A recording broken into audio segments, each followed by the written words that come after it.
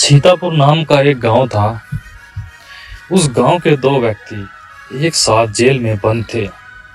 वे दोनों आपस में बातें करते हैं कि भाई तुम्हारे साथ ऐसा क्या हुआ कि तुम्हें जेल का मुंह देखना पड़ा। तो वह कहता है भाई बहुत लंबी कहानी है, क्या तुम सुन पाओगे?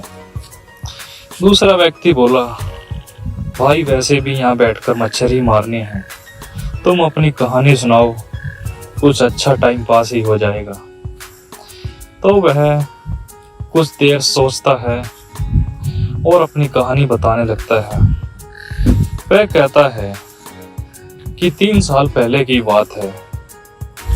मैं एक सेठ के यहाँ मुनीम का काम करता था। वहाँ का जो मैनेजर था वह बहुत ही बेईमान और लालची किस्म का था और उसने गोदाम से एक दिन चोरी कर मेरे ऊपर सारा इल्जाम लगा दिया। और यह बात मालिक को पसंद नहीं आई और मालिक ने मेरी एक भी नहीं सुनी और उसने मुझे पंचायत में बुलाया और वहाँ सबके सामने मुझे बेइज्जत करके जेल भिजवा दिया। तो बस दोस्त, यही थी मेरी एक दुख भरी कहानी। यह सुनकर दूसरा दोस्त बहुत परेशान होता है। कहता है दोस्त, ये तो तुम्हारे साथ गलत ही हुआ। मैं तो हूँ ही चोर, मैं तो यहाँ हूँ अपने कर्मों के कारण, लेकिन तुम्हें तो बिना वजह ही सज़ा मिल रही है। और ऐसे ही कुछ सालों बाद उनकी सज़ा पूरी होने पर दोनों जेल से बाहर आते हैं। जेल से बाहर आने के बाद वे इंस्पेक्टर साहब का धन्यवाद करते हैं और दोबारा कोई ऐसी गलती ना करने का प्रण लेते हैं। लेकिन ये सब बातें वे इंस्पेक्टर के सामने ही करते हैं। बाहर आते ही वे योजना बनाने लगते हैं कि आगे अपने रहने सहने का काम कैसे चलेगा। फिर जो उनमें एक आंख वाला चोर था वह दूसरे शरीफ व्यक्ति को कहता है कि मैं तुम्हें बताता हूँ, ईमानदारी में कुछ नहीं रखा। ईमानदारी के चक्कर में तुमने 10 साल बिना वजह जेल काटी है। तुम मेरे साथ रहो, मौज करोगे।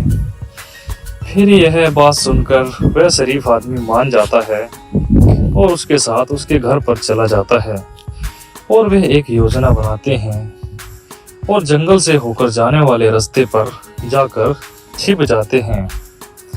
वह इंतजार कर रहे थे कि वहां पर कोई अमीर आदमी आए और हम उसको लूटें। तभी ऐसे ही इंतजार करते करते शाम हो जाती है, लेकिन कोई भी वहां नहीं आता। अंत में एक बनिया वहां से जा रहा था। वह दोनों उसे देखकर सतर्क हो जाते हैं और उसका रास्ता रोक लेते हैं और उससे कहते हैं कि तुम्हें अपनी जान प्यारी हो तो सारा पैसा हमें दे दो, वरना पैसा तो हम ले ही लेंगे और अपनी जान से भी हाथ धोगे।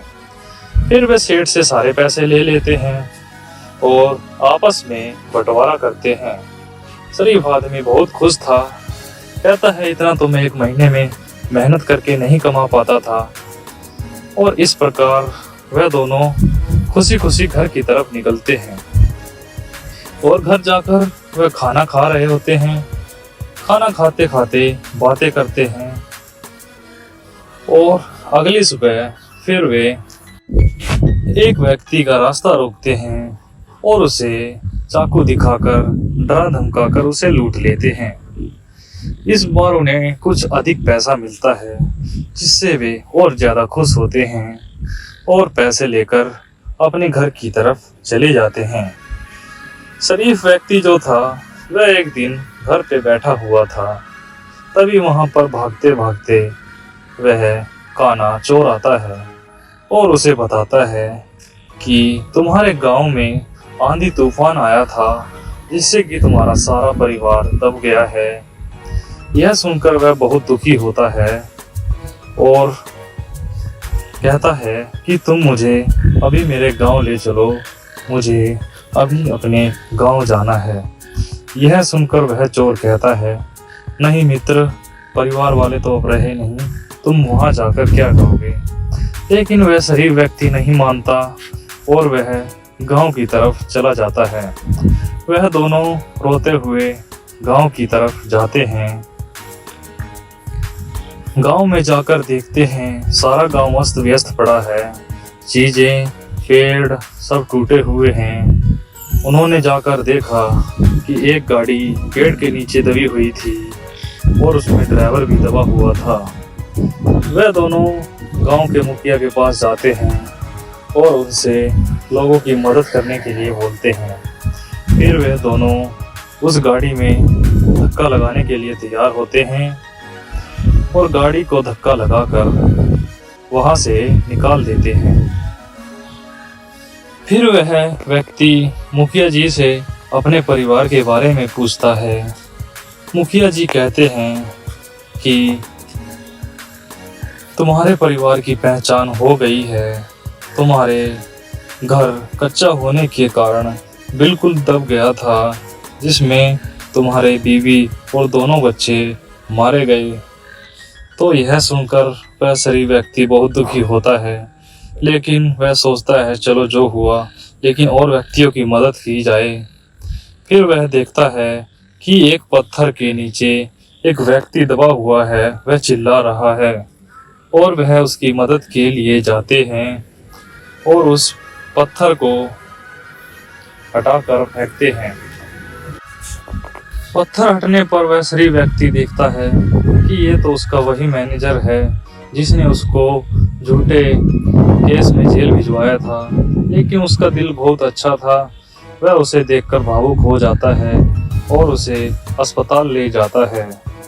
वह सभी अस्पताल में उसके होश में आने का इंतजार कर रहे होते हैं और डॉक्टर साहब आते हैं और कहते हैं कि तुम्हारा सबका बहुत शुक्रिया, तुम इसे वक्त रहते यहाँ ले आए, नहीं इन्हें बचाना मुश्किल हो जाता।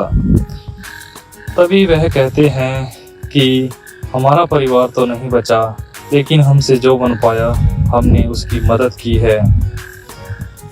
थोड़ी देर बाद उस मैनेजर को होश आ जाता है। होश में आने के बाद मैनेजर देखता है कि उसके सामने उसको बचाने वाला मसीहा वही है जिसको उसने झूठे केस में 10 साल की जेल में बंद करवा दिया था। यह मैनेजर यह देखकर बहुत भावुक होता है और अपने आप को कोसता है कि मैं कैसा इंसान हूँ, मैंने एक शरीफ और ईमानदार इंसान को झूठे चोरी के इल्ज़ाम में फंसा दिया। वह कहता है मुखिया जी मुझे माफ़ करना, कल मैं सारी पंचायत के सामने अपनी गलती मानूंगा, मुझे अपनी गलती का एहसास हो गया है। फिर अगली सुबह होती है और गांव में पंचायत बुलाई जाती है। वह मैनेजर सबके सामने हाथ जोड़कर अपनी गलती के लिए उस शरीफ आदमी से माफ़ी मांग रहा होता है। वह कहता है कि मैं ही गुनहगार हूँ, मैंने अपने जुर्म को छुपाने के लिए बेचारे इस व्यक्ति को फंसा दिया था। उसके बाद दोनों व्यक्ति आपस में बात करते हैं। शरीफ व्यक्ति अपने चोर मित्र से कहता है कि दोस्त अब हम चोरी छोड़ ही देते हैं, कुछ नहीं रखा, चोरी और बेईमानी के रास्ते पर दोनों मिलकर व्यापार शुरू करेंगे और अपना गुजारा करेंगे। इस बात पर चोर भाई भी मान जाता है और दोनों मिलकर अपना व्यवसाय करने लगते हैं।